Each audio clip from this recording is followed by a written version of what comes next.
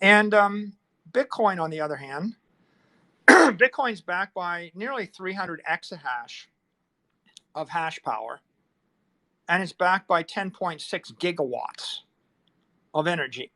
Now, I say those words, but people don't even, it doesn't register with them what those words mean. So let me say it a different way. The United States Navy has 53 Virginia class attack submarines that have 30 megawatts each. It has 14 Ohio class ballistic missile submarines that have about 45 megawatts of power each. It has 11 nuclear powered aircraft carriers with about 195 megawatts of power each from their nuclear reactors. It's got 17 cruisers that run about 60 megawatts each and 62 destroyers that have something like 30 megawatts each. When you add it all up, right, the entire Navy, the nuclear Navy, it's running like 4.5 gigawatts.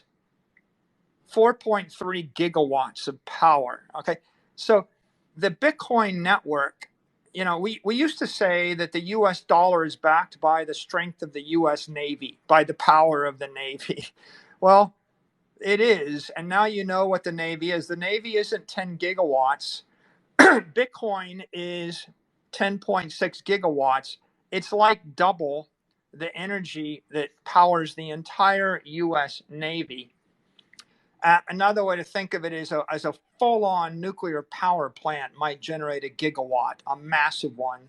It's like 10 and a half full-on nuclear power plants running all out, but it's better because it's distributed everywhere in the grid and you can't identify where that energy. It's more distributed than the Navy. It's more distributed than the nuclear power plants. You can't stop it. And when you combine that, which is a wall of energy, with another idea, which is 300 exahash, and that's computing power. That exahash is driven by silicon ASICs that have, when we last checked it, it's 2,200 times the computational advantage of general purpose computers.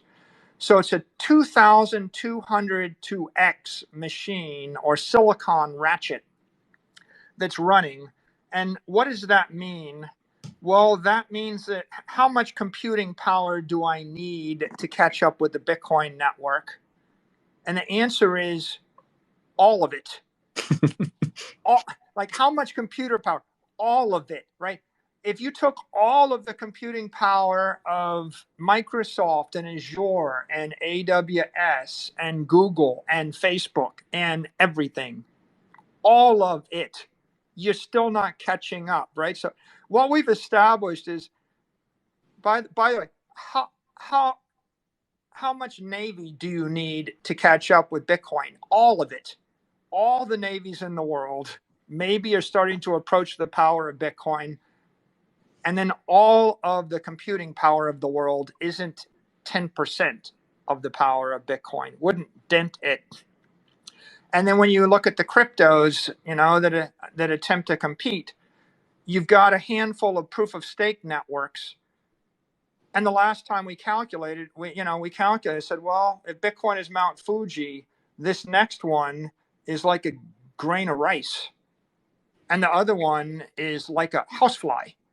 Like you might, the biggest proof of work network other than Bitcoin, and it might be a toaster compared to Mount Fuji. And that's the good ones, right? That's the few dozen that the dozen that might actually have something backing them. And then when you go to the air tokens, the proof of stake tokens, what are they backed by? They're backed by 3 people, if you're lucky, 8 people, right? 2 people. FTX was, and SRM and SRM and FTT was backed by one person's whim. And so this is going to be such a teachable moment, right? So vivid when people say, what is responsible? Well, I want all the computer power in the world and all of the energy that the US Navy could muster, and I want it to be distributed across millions of nodes to defend my money. That's what Bitcoin is.